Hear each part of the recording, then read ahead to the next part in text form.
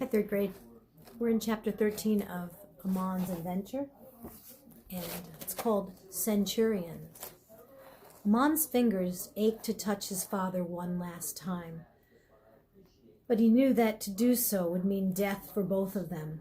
As he stood centered in the tunnel, lined on both sides with cells full of starving men, facing 3 Roman guards in heavy armor, he wondered if that wouldn't be his end anyway. 2 of the Romans ran forward, while the third leveled his spear and yelled an alarm up the tunnel. One of the advancing Romans grabbed Amon's arm so hard that it felt like his shoulder had broken into 2. The other guard ran past him, searching the rest of the tunnel. 3 more guards entered the cell block, including Tesserarians, a squadron leader who strode quickly over to Amon, towering over him like a Lebanon cedar. "What are you doing here, boy?" the Tesserarius roared. Amon's voice was stuck somewhere in his throat, and all he could do was kept staring at the floor. "I asked you a question," the Roman yelled. Then he held out his hand, and Amon just about wet himself when one of the soldiers pulled out a whip. The Tesserarius raised his arm up and pulled back, ready to strike the boy. Out of the corner of his eye, Amon saw his father starting to come toward the bar. Forcing his throat to open, he got in just one word. I came to deliver this meat and I got lost," he squeaked. "You brought a sliver of meat like that to feed 6 soldiers of the Roman legion?" the Tesserarius scolded. Amon thought quickly. No, I was sent to give it to just one man, a centurion." "And who is that?" he asked, suspecting deceit. Amon searched his brain for a name, then blurted out the only one he could think of. "Cornelius," he said. "They told me to bring this centurion Cornelius this meat." The Tesserarius looked perplexed for a moment. Then he turned to one of the other soldiers. "Have you ever heard of him?" "No, sir," the soldier said, "but many troops have arrived today, and I don't know all of them." The Tesserarius harumphed and then walked straight up to Amon. He stared him in the eye for a moment. "Well, you had better get back upstairs and find him then." Amon just about collapsed in relief. His eyes still on the floor, he bowed to the Tesserarius and then scurried past him toward the exit. "Hold!" he said. Amon stopped in his tracks and turned around. "I believe I will send you I will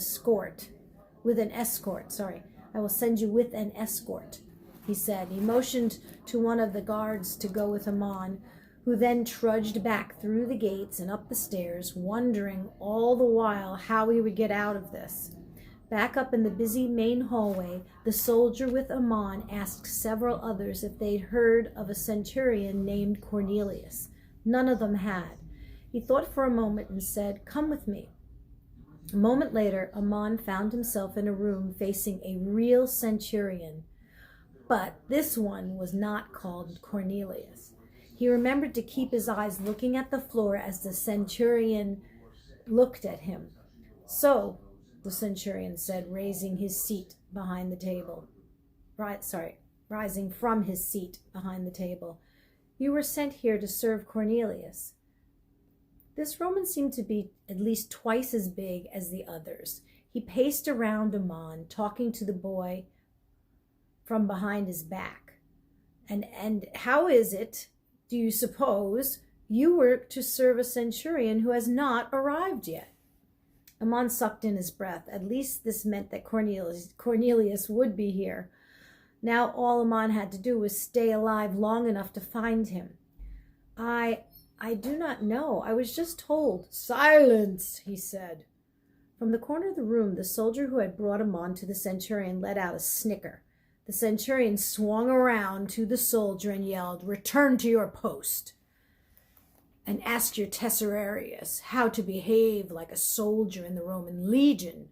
The soldier turned pale and he bowed, and as he went out, he backed all the way out the door. Slowly, the centurion walked around in front of Amon, who was still holding the platter with the pitiful bit of meat on it. The centurion looked at the meat and then at Amon. And then he said, "You weren't sent here at all, were you?" His voice seemed soft and kind. Amon started to tremble, but said nothing. This Roman was trying to trick him, pretending to be kind, but he wouldn't fall for it. "What is your game, I wonder?" the centurion said, speaking softly to Amon, wanting him to trust him. "But you will not tell me, will you? Unless I order you beaten or tortured?" Amon started to visibly shake now and could barely hold on to the platter. Then the centurion leaned in close, right next to Amon's ear, and whispered, "Tell me," he said, "do you know a Jew named Jesus?" Amon's eyes shot wide open and he forgot to stare at the floor. He nodded his head slowly and said, "I know of him, but I do not know him." The centurion looked at the boy. A battle erupted inside Amon, a battle between lying or dying. Finally, he spoke all the truth he could know. "I never met the man, and I do not know of the merit of his claims, but I hope that what he says is true."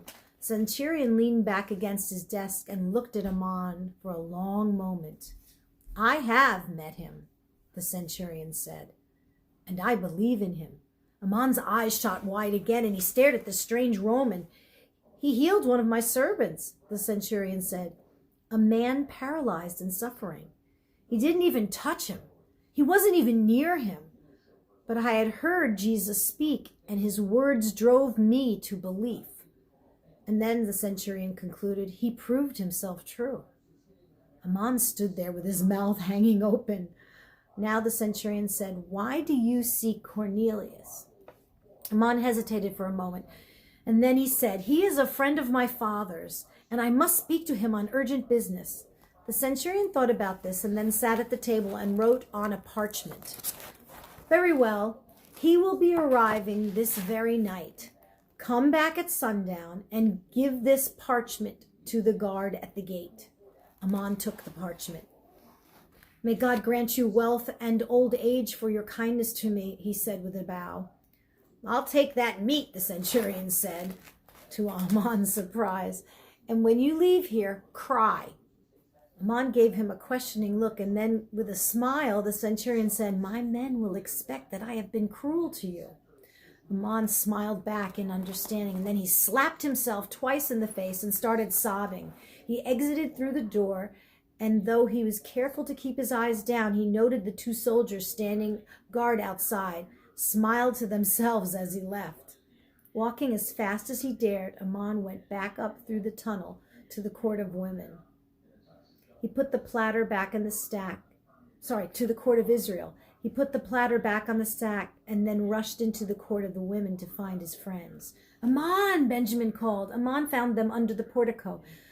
"Did you see him?" Tamar asked. Amon didn't answer right away, but grinned a wide grin, so that told half the story. It took the entire walk home to tell the other half of the story. When at last they arrived safely at Amon's house, he repeated the tale for his mother, leaving out some of the scarier details. But he told her about seeing his father, and Tabitha cried in thanksgiving that at least he was well. Amon's brothers clung to him as if he were a hero, or as if he were their father. Tabitha whispered that maybe he should play with them. So he took the two younger boys outside for a game of King's Ransom, in which he was sure that Uri won. Afterward, they chased each other through the streets, and Amon decided it was nice to play again. It seemed like a very long time since his last game of Prince and Thieves.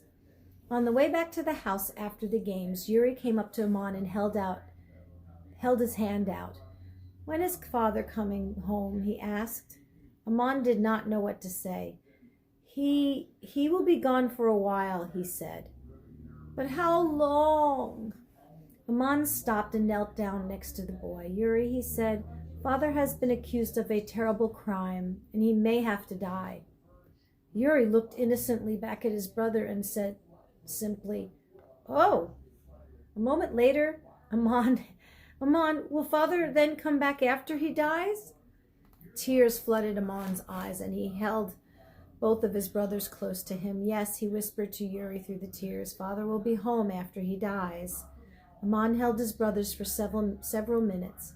As he walked them back to the house, he saw the sun was setting, and it was time to return to the fortress of Antonia.